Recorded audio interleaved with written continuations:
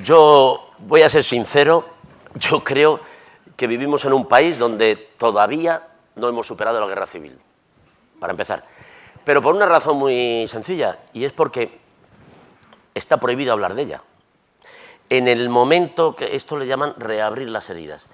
Y entonces hubo una generación que tuvo claro que había dos Españas. Entonces, a ver si algún día confraternizaban. Alguien abrió una brecha todavía mayor, en los años 30, y luego se creó un mito con la muerte de Franco, que era que con Franco el 20 de noviembre de 1975 se habían muerto 40 millones de españoles también. Porque yo nunca he dicho estas cosas, como alguna vez las he contado, desde el rencor. Yo, en mi familia todo el mundo estaba con el régimen. Mi padre había hecho la guerra con Franco y el único que era un tío, un hermano suyo, estaba en Argentina, o sea que allí en mi entorno no había nadie que perteneciera a la contestación y a la resistencia. Entonces, lo que vi es que, claro, esto no es gratis. España fue el único país donde el fascismo venció y además se quedó 40 años, porque en Italia acabó palmando, en los nazis ya sabemos lo que pasó con ellos, y luego encima vinieron las tropas que liberaron, y entonces, bueno, pues aquí se hizo una especie de convenio, pero a nosotros nos dejaron solos, y nos dejaron solos con una dictadura que entonces, ahora ya no se debe decir así, pero que estaban muy orgullosos de llamarse a sí mismos fascistas y de ser aliados de Hitler, y de etcétera, etcétera. Y que incluso durante muchos años después se seguía hablando muy bien de ellos. Yo pertenezco a una generación donde los alemanes en los tebeos eran los buenos.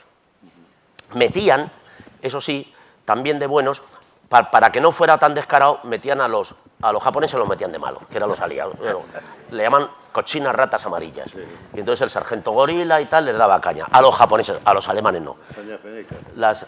Siempre salían los alemanes, eran una cosa nostálgica. Yo me he criado en esa España. Bueno, entonces, claro, eso tuvo una consecuencia. Fueron 40 años de un páramo intelectual. Quiero decir, yo recuerdo que a mí un amigo me dejó el libro de Cortázar de Rayuela que lo habían comprado en Sudamérica. Es decir, es muy difícil contar a la gente de ahora cuál era la situación en la que se vivía aquí. ¿Por qué cuento esto? Porque claro, se muere Franco, hay unas colas terribles y lo tuvieron que enterrar porque si no todavía quedaría gente haciendo cola. Es que ahora parece que era un friki que no sé, que habitaba por allí y que... Entonces, la resistencia, que fue realmente heroica, aquí en este país, el porcentaje era mínimo, mínimo. Gente que daba la cara porque, entre otras cosas, te jugaban la vida. O sea, no era una cuestión ideológica. Aquí la gente se jugaba la vida. Y, desde luego, no solamente la vida en el sentido físico, sino la otra también. O sea, los estudiantes que se manifestaban, si les trincaban en una manifestación, les podían expedientar y ya no podían no solamente seguir estudiando, sino que es que para sacarte el pasaporte y salir de este país, ya les habla mucho de Cuba, de tal, pues para sacarte el pasaporte necesitabas una cosa que se llamaba el certificado de buena conducta. El certificado de buena, por supuesto, el del certificado de penales. Si habías estado en el talego, ya no podías ser ni funcionario, ni dar clases, ni sacarte una serie de documentos fundamentales para vivir. Pero es que además te tenías que sacar el certificado de buena conducta. Vivimos en una España donde los ciudadanos, esto parece cachondeo, pero es verdad, no podían tener la llave del portal de su vivienda. Entonces había una figura que se llamaban los serenos. Yo es que estoy viendo gente que casi es de mi edad, pero bueno, hacemos como... No había serenos en Canarias. ¿Aquí en Canarias no? No es conocida la figura del sereno. Bueno, pues como él ya había dicho todo muy bien, yo estoy hablando de la serie Cuéntame. Entonces...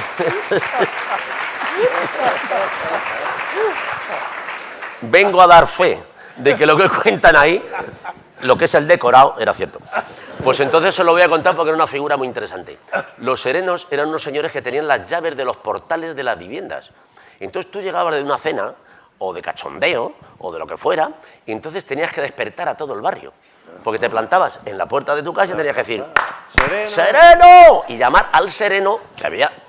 No es que tuvieras un sereno para tu portal, es que tenía varias manzanas, y entonces tenías que ponerte a dar voces hasta que aparecía el señor para poder entrar en tu casa. Con lo cual todo el barrio se enteraba y tal. Los policías iban a estos señores. Cuento esto como una anécdota para que veáis hasta dónde llegaba el nivel de estupidez del control. Entonces, claro, cuando tenías que sacarte el certificado de buena conducta, el policía de la comisaría de tu barrio se iba por el barrio y preguntaba al portero si había, pero desde luego al sereno. El sereno el que sabía que no llegabas, en qué estado llegabas y tal. Para lo cual, yo que durante una época me hice de la tuna y tocaba machacaba a los turistas en la zona de los Austrias de Madrid, que todo el mundo te daban enseguida el dinero para que te fueras. Era un tipo de extorsión, como tú decías, pero en este caso era extranjeros, era menos grave. Los chinos por lo menos están aquí, aunque sean chinos, que son extranjeros, pero se quedan. No, estos venían de paso y entonces decían, tenga usted, manche, queremos cenar aquí, vivir tranquilos, tal. Ah, que seguimos tocando, ¿eh? No, toma más. Entonces, lo que sí que tenía yo era una colección de puros espectacular que le iba dosificando y yo con el sereno no tenía ningún problema y pasé por la vida como un ciudadano ejemplar. Nunca lo fui. Pero que, quiero decir, esta era nuestra España. Entonces ahora se muere Franco y toda esa gente, con muy buena voluntad, supongo, muchos de ellos, quisieron ser demócratas. Pero eso no sale así de la noche a la mañana. Quiero decir, cuando yo llegué a la Facultad de Medicina, en el año 72, había habido una huelga que no había habido exámenes en todo el año. Entonces, cuando yo entro en la facultad, que yo entonces no había oído lo que era el comunismo y tal, tenía una referencia, sabía que mataba niños, pero poco más. Entonces yo llego a la facultad y me encuentro con una fila de policías con ametralladoras, y dije, coño, pero claro, tuve una revelación, el enemigo. Digo esto porque luego, ahora, leyendo la memoria de Aznar, que son muy ilustrativas, decía, fui un par de veces por la facultad y cuando vi que solo querían montar lío, no volví. Claro, para Aznar, la gente que decía, ¿y estos de las ametralladoras qué hacen aquí? Por supuesto, eran seres subversivos pagados por Moscú. Pero yo me hice esa pregunta sin más y dije, coño, entonces a partir de ahí ya me fui enterando del mundo en el que vivía.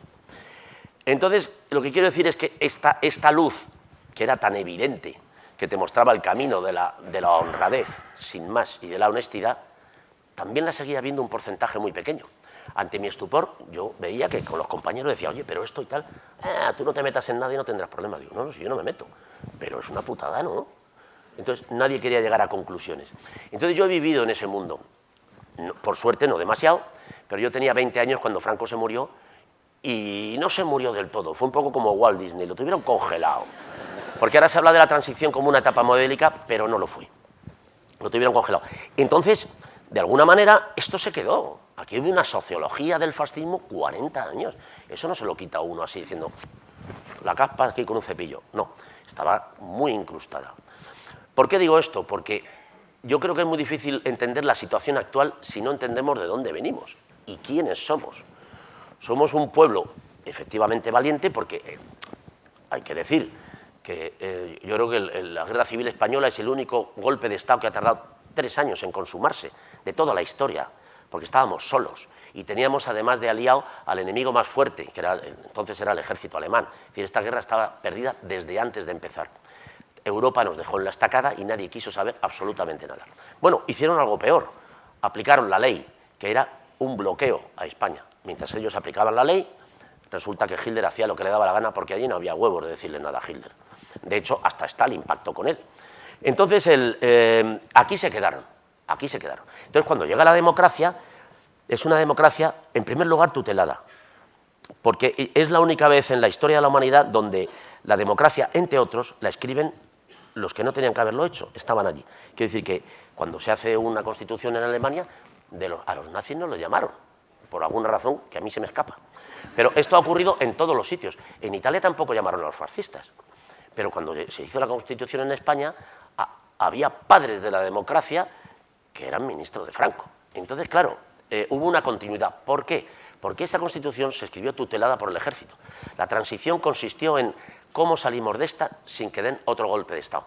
Dieron varios, unos que no llegaron a consumarse, uno que fue frustrado, pero es que el ejército estaba todo el rato. Me dicen aquí que uno de los llenos que han tenido, después de este que es mucho más ilustre, fue el de Santiago Carrillo.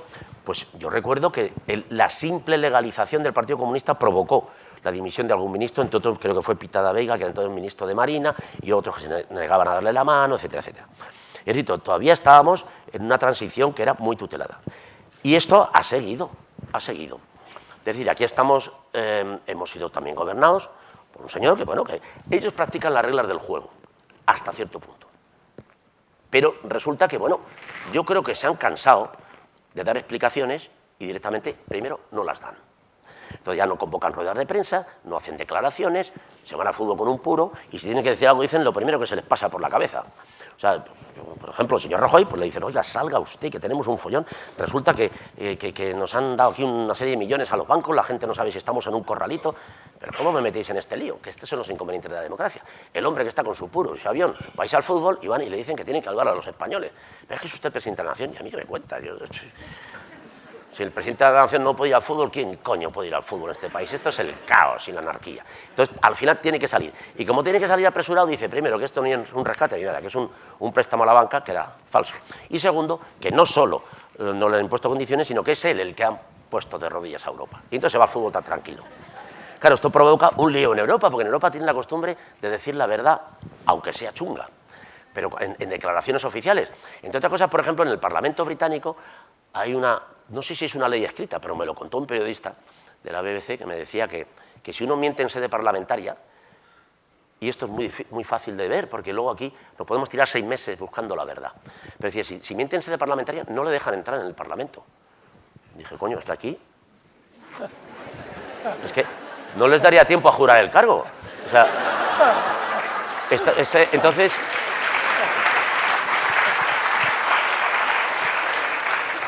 Claro, este hombre estaba recién llegado y no entendía nada. Decía, pero entonces aquí, digo, no, aquí en el Parlamento, porque me contaba que allí, pues los laboristas de repente se levantan y a su jefe le montan un pollo espectacular. Dicen, pero mucho más gordo que el otro. Y siempre arrancan sus intervenciones diciendo, en nombre de mis votantes me voy a cagar en tus muertos. ¿Por qué? Porque además a él le va el cargo en ello. La gente le vota para que le represente. Esto aquí funciona de otra manera, estos son como club de fútbol. Entonces yo le decía, no. El hombre llevaba poco tiempo. Me estaba haciendo una entrevista y le acabé dando una lección de historia desde un punto de vista que es el que yo tengo, que es desde el desprecio absoluto. Entonces, le contaba, digo, no, aquí puedes mentir, aquí, pero solo tienes la única posibilidad, la única forma de abrirte la puerta hacia la vida civil y abandonar la política es llevarle la contraria a tu jefe. O sea, tú puedes ser un delincuente, tú puedes ser lo que te dé la gana. Y cuando digo estas cosas, por eso aprovecho para vender mi libro, como Santiago Segura, que el libro constantemente me dicen, no estamos locos. O sea, como hay una canción muy famosa que es no estamos locos, sabemos lo que queremos. Me dicen, o sea, que sabemos lo que queremos. No. Lo que quiere decir este libro es que yo he sido constantemente, la fama me salva de muchas cosas, como a Dalí, que tenía que estar encerrado, pero como era artista, pues podía, me contaron que una vez, una época, creyó que era Caracol. Pues bueno. Esto en la familia de un trabajador de la construcción supone el ingreso en la unidad de agudos. A los artistas se nos permite este tipo de extravagancias. Pero sí que todo el mundo, cuando hablo de esto, siempre me miran como un loco o un paranoico. Y es que lo que digo, perdona, voy a beber agua, yo creo que es muy sensato. Muchas gracias. Dejadme un poco más porque si no, no sé ni dónde voy. Yo creo que es muy sensato. Y entonces, ¿qué ha ocurrido? Que este señor no entendía absolutamente nada el inglés. Yo le dije, claro, no entiendes nada porque tú no te has enterado de esto otro. Dijo, claro. Digo, sí, pero eso no se acabó. Digo, no, claro, ¿cómo vas a matar, cómo vas a fusilar a 40 millones de españoles? ¿Cómo vas a declarar 40 millones de españoles del régimen ilegales? Que la mayoría eran simplemente conservadores, gente que es de lo que hay. Como mi madre, que cada vez que veía cosas raras, una huelga, pues compraba garbanzos, esto era muy común, y llenaba la despensa de alimentos. Vivía todavía en ese estado de cosas que decía, bueno, entonces la gente era de eso, la gente lo que quería era paz, que no hubiera líos, fundamentalmente que no hubiera líos. Pero claro, ya hemos pasado ese periodo. Los políticos se están cansando de dar explicaciones, porque ellos no están aquí para eso. Ellos han venido a por las joyas de la corona. Y entonces esto parece que resulta duro de creer. Dices, ¿cómo esto? ¿Cómo? Sí. Estos señores, se montó un estado que llamaron Estado del Bienestar, que por cierto esto lo montaron los conservadores británicos. Viendo la fuerza que tenían la gente del este y que el Partido Comunista crecía, decían, coño, después de la guerra, después de esta gente que ha dado sus hijos, su sangre, y han sido unos actos heroicos, tremendos y colectivos, si ahora les metemos caña y les tenemos en la indigencia como les hemos tenido toda la vida, sin educación y sin sanidad, igual se rebelan, porque tienen un ejemplo por ahí. Entonces se creó esto que llamamos el Estado de Bienestar. Y aquí dijeron, bueno, vamos a hacer una cosa parecida también, venga, vamos a llevarnos bien. Pero claro, estos señores han llegado a una conclusión de ¿por qué les estamos dando educación y sanidad a esto? ¿Esto cómo es? Y han dicho, bueno, pues vamos a llevárnoslo. ¿Por qué? Porque es el mayor negocio de todos. A mí me ha costado, yo he estado en Estados Unidos y cuando ahora que está, ya habéis visto como Obama, porque quiere ampliar un poco, pues eso, el servicio que tiene que prestar a la ciudadanía en cuestión de salud, pues le sacan carteles con el bigote de Hitler. Y de ver, ¿esto qué tiene que ver? Pues tiene mucho que ver. La sanidad es el mayor negocio imaginable después del negocio de las armas, que ese ya mejor no hablar de él. Pero bueno, la sanidad, yo recuerdo cuando terminé la carrera en la facultad que ayudaba a un ginecólogo, me colé, un amigo me coló, yo no hacía nada, yo miraba y era lo que ahora llaman un becario. Entonces, este señor hacía, la ginecología es una cirugía bastante sencilla, o sea que no hay que preocuparse, mujeres. Entonces, hacía 3 tumores en una mañana. Este hombre cobraba el equivalente ahora a 3.000 euros. ¿Por tumor? No, al mes. Esto, claro, esto llevado a los Estados Unidos significa, Mary, tengo 2 noticias, una buena y una mala. La mala es que tienes cáncer, joder, y la buena, que hemos llegado a tiempo. Doctor, ¿y cómo se llama el tumor? Se llama 60.000 euros. Oh, pues si los tienes, los pagas. Y si no, pues no. Y esto aquí es gratis. A mí no me creían. Cuando yo les decía, allí un parao, no yo, que tal, o el otro. No. Un hombre absolutamente desconocido le diagnostican un cáncer y hasta que no está bueno no lo sacan. Y la gente no me creía. No decían nada y preferían no discutir porque pensaban que estaba exagerando. Es que esto no lo hemos llegado a creer. El negocio que hay detrás de la sanidad es brutal. Y entonces estos señores están abusando del poder porque solo en la sumisión que supone una España que están llevándonos a una España del hambre, porque acaba de hablar de una huelga que hemos sufrido en Madrid, de las basuras, que en realidad la huelga se ha hecho para atrás por 2 cosas. Primero, por la unidad de esos trabajadores, porque no tenían otra salida. Le estaban reduciendo los salarios en torno al 40%, y además iban a despedir a 1.000 y pico. Pero también por otra cosa, el comportamiento de los ciudadanos. Los ciudadanos estaban dispuestos, Eran solidarios. sí, a vivir rodeados de basura antes que poner en la picota a estos pobres trabajadores que dices, pero ¿cómo puedes putear a un barrendero? O sea, yo puedo entender que empieces a reducir de arriba abajo, pero si yo cuando era pequeño, mi padre siempre me decía, estudia hijo, que si no podrás ser barrendero. Entonces ya si van a por el barrendero y le quieren quitar en mitad del sueldo, ¿qué mundo estamos construyendo? ¿Hasta dónde quieren llegar? Bien, se acaba esta y es que ahora va a empezar otra, como ha anunciado él, que son las lavanderías de los hospitales. Les han dicho, y esto es textual, que les rebajan el sueldo. La media al final, que dicen el 40, 50, es el mínimo, pero es el 50% del salario. Los salarios son entre 1.000 y 1.300 euros. Y además se lo proponen de la siguiente manera. Rebaja del salario del 50% y tienes 24 horas para pensártelo. Así que tú tienes la posibilidad de salir a la calle. Pues claro, empiezas a oír en la radio señoras que dicen, yo es que tengo 2 hijos. No, y además si a las 12 de la noche de no sé qué día, que es el plazo que se ha dado para la negociación, no se llega a un acuerdo, el ERE se aplica automáticamente. Bien, entonces podríamos decir, joder, ¿quién es ese hombre? Ese es un explotador. No. La Comunidad de Madrid ha hecho esto. Es decir, hasta cierto punto no teníamos la idea de que la primera función de un político era procurar el bienestar de sus ciudadanos. Pero entonces, claro, nos vemos con que estos señores crean un problema donde no lo había. Jamás ha habido un problema con esto en la sanidad madrileña. Entonces ahora generan un problema. Lo llaman externalizar. ¿Y qué hacen? Hacen una cosa que es absolutamente estúpida, desde el punto de vista de la estrategia o de la obviedad, que es que cogen una cosa que los ciudadanos pagamos, un servicio que está funcionando, lo ponen en manos privadas y luego ellos se ponen al frente de eso. Dejan la política y se ponen al frente. Dicen, no, sí. Por 2 veces en Madrid. Los 2 últimos consejeros de Sanidad de la Comunidad de Madrid estaban al frente de las sociedades, de las empresas adjudicatarias, a las que habían dado miles y miles de millones de las antiguas pesetas a 30 años vista. Dicen, bueno, pero esto es un descaro brutal. Dicen, no, es legal.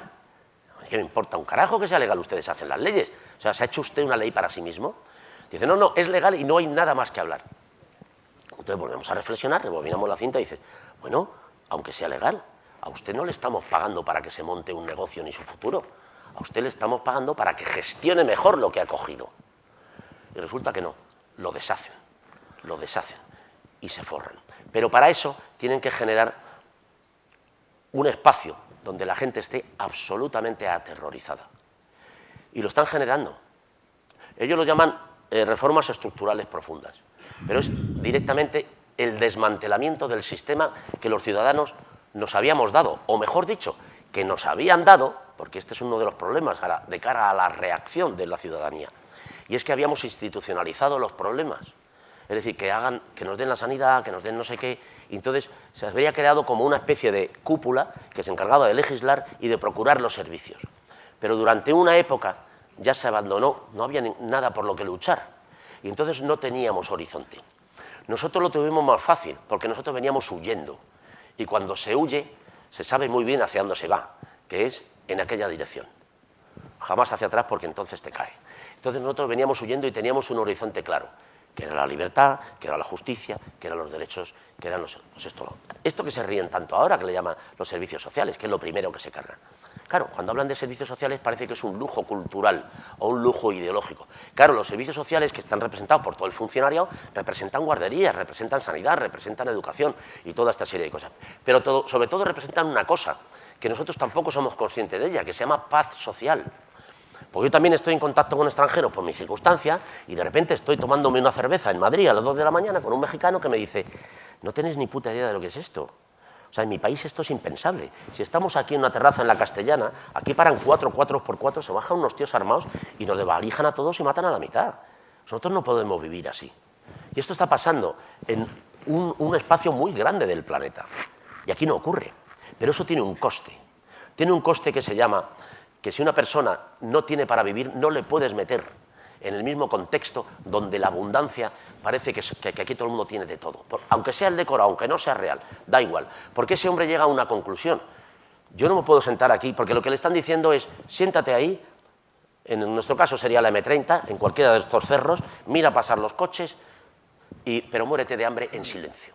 Entonces, claro, la conclusión que llega cualquier ser humano es: si yo no le importo a nadie, nadie me importa a mí. Entonces, esta quiebra social está a punto de producirse. ¿Qué tal les viene? Yo creo que les viene bien. Hay una especie de arma y de estado de provocación social sistemático. Yo he escuchado, por ejemplo, al ministro de Educación, que es el menos indicado, pero es el que lo hace, provocar a la ciudadanía, incitar a la violencia. Yo lo he escuchado en el Parlamento decir: la ciudadanía aprueba mis leyes, porque yo no veo reacción. Esto que veo en la calle, que son los padres, los alumnos y los profesores, son, y cito textualmente, fiestas de cumpleaños. La auténtica protesta es la de México y la de Caracas. Es decir, le está diciendo a la gente civilizada que se manifiesta pensando que su protesta puede llegar a algún sitio, que esa protesta no va a ningún lado. Que si quieren realmente ser escuchados, tienen que apuntarse a la violencia. Esto lo dice el ministro de Educación. Lo dice en un discurso elíptico, pero lo está diciendo.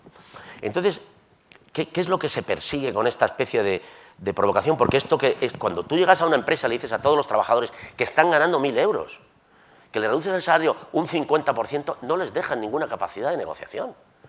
Es gente que está dispuesta a pasar por lo que sea con tal de dar de comer a sus hijos. Pero eso no lo puede asumir, porque es que no puede dar de comer a sus hijos. Ya digo, el otro día he escuchado a una señora que decía eso, decía: yo tengo 2 hijos, pero es que tengo un banco que me está chuchando. Yo, con un hijo que trabaja de vez en cuando, a duras penas llegamos a mantenernos a fin de mes y lo primero que hacemos es pagar la hipoteca. Con esto que me están proponiendo estos señores me van a echar a la calle y me voy a quedar con 2 hijos y trabajando. Porque ya es suficientemente desgracia que frente a una hecatombe como un tsunami uno caiga en la pobreza absoluta. O que no tenga trabajo, que es otra forma, una desgracia brutal en este contexto. Pero lo que no se puede asumir es que una persona que está trabajando viva en la pobreza. ¿Por qué nos llevan a este punto? ¿Por qué un sistema que ha funcionado 60 años bien dicen que es inasumible? ¿Por qué nos han contado la mentira de que hemos vivido por encima de nuestras posibilidades? Nadie ha decidido sus posibilidades. Las posibilidades se las daban, tanto al pedir una hipoteca que se la daba el banco con una cosa que llamaban bastanteo, como su propio empresario o donde trabajara, con el sueldo que le daban en función de lo que producía, y nada más. Es mentira todo esto que nos han contado de que la gente tenía 2 y 3 BMWs y que la gente podía estarse 6 meses sin pagar en el supermercado. Todo esto es una gran mentira. Han culpabilizado a la ciudadanía de decir: no, nos han admitido en el club europeo, pero como sois una panda de ladrones que estáis estafando a la seguridad social, estáis estafando en el paro, sois los reyes de la economía sumergida, etcétera, etcétera, ahora os quedáis en la calle y os echamos del paraíso. Esto es mentira. Esto es totalmente mentira. Luego salen los datos. La gente no defrauda en el paro. Es absolutamente nimio lo que están haciendo. Y con respecto a los morosos, este era un país donde no había morosos. La media de morosos de este país era exactamente más o menos la media europea cuando aquí había trabajo. Pero claro, la gente entró en una dinámica que era, bueno, parecía que estábamos en Europa y cómo se va a morir la gente de hambre en el siglo XXI. Pues nosotros vivíamos en un régimen capitalista, en lo que llamaban una economía de mercado, que consiste en que la bicicleta no se puede parar porque si se para te caes. Entonces la gente tenía que consumir para que se pudieran fabricar cosas, crear puestos de trabajo, etcétera, etcétera. Y esto crecía, crecía, crecía. Y de repente dicen, no, se acabó. Y entonces estamos en un punto muy extraño, porque le damos premios Nobel a los expertos en economía y luego no les hacemos ni puto caso. Están diciendo, oiga, si usted resulta que reduce tanto los salarios, si aquí hay tanto paro, si usted anula el poder adquisitivo de la ciudadanía no puede consumir y esto se va al carajo. Esto lo están diciendo todos los días. Entonces, ¿qué sistema están persiguiendo? Porque es que están hundiendo el propio sistema capitalista. Entonces vienen los expertos y dicen, no, es que tú estás anticuado. Resulta que ya no existe la economía productiva, eso de hacer cosas, eso no. Es que los que tienen la pasta son la economía especulativa, que son la gente que no hace nada, pero vive de los que hacen cosas. Pues bueno, entonces, ¿qué hacemos aquí? Entonces recurrimos a los señores que nos gobiernan porque no tenemos más otra salida. Y los señores que nos gobiernan dicen, yo lo único que voy a hacer es, de lo que hay aquí, me voy a quedar primero con ello y a ti te voy a mandar al paro o a la miseria. Y esta es la salida que nos dan. Abuso de poder total. Y entonces estamos ante el fin de la democracia en el sentido ético de la... Porque claro, la democracia la hemos asumido como un sistema de elección. Claro, si la democracia no tiene detrás un sustento moral que empieza por la honradez de los que nos gobiernan, no existe. Yo te termino con una breve anécdota que a mí me parece gravísima y que pasa sin pena ni gloria porque nos hemos acostumbrado a todo. Hace 48 horas, a raíz de la condena del alcalde de ¿qué pueblo era? De Torrevieja, Alicante, pero que le han condenado por robar, no pasa nada. Por eso, el 80% de los diputados de la Generalitat Valenciana firman un escrito para que le indulten. Sí, o sea, yo entendería, desde la honradez y la decencia y la responsabilidad de los que nos gobiernan, que pidieran el indulto porque creen que es inocente. Pero es que no se trata de eso. Quieren que no pague por lo que ha hecho. Quiere decir, quieren institucionalizar el latrocinio aquí en los altos cargos. Y esto es de una gravedad acojonante. Yo no veo que se haya reflejado ni que haya creado una gran alarma social. Los medios de comunicación lo han vendido como que es un reto al presidente que se llama señor Fabra, que hay dos... Pero es que a mí eso me importa un carajo, porque la prensa se ha convertido en una prensa especializada, como la deportiva, que es lo que comentabas tú antes. Y entonces, bueno, ya de paso quieren institucionalizar y dar por bueno el robo desde las instituciones, legalizarlo. Es decir, bueno, nosotros vamos a robar en masa, nos vamos a comportar como una banda creada para delinquir. Y si nos pillan, nos indultamos porque tenemos ese privilegio. Estamos cayendo en la debacle.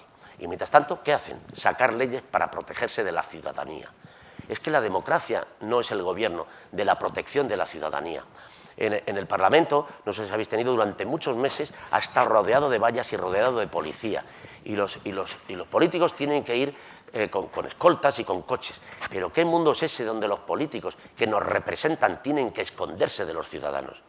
¿Qué mundo es este donde los representantes de la democracia se tienen que ir a hacer puñetas a sitios donde hace 20 bajo cero, a esconderse de los ciudadanos y a reunirse allí para decidir su futuro?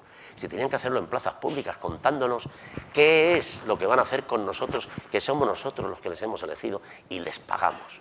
Está completamente invertido el proceso. Ahora resulta que la democracia tiene que protegerse de la ciudadanía, con las fuerzas del orden y con multas brutales de 600.000 euros. ¿Pero qué es eso de 600.000 euros? ¿Qué ciudadano puede pagar, además, 600.000 euros así, en un capricho por un día que ha cometido una fechoría que antes no lo era? Este es el mundo en el que estamos ahora y sobre esto es lo que tenemos que reflexionar, porque yo me voy a callar un rato que no.